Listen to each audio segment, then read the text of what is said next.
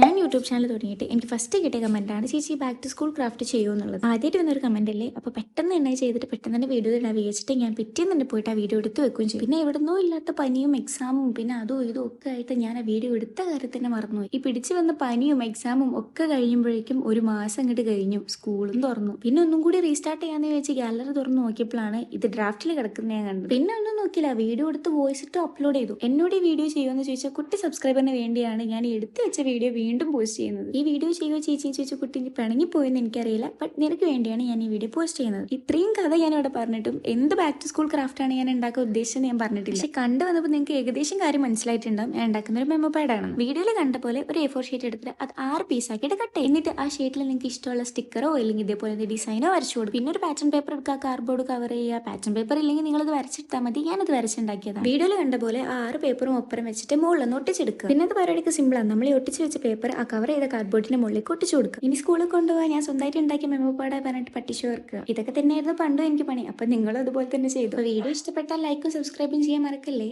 By.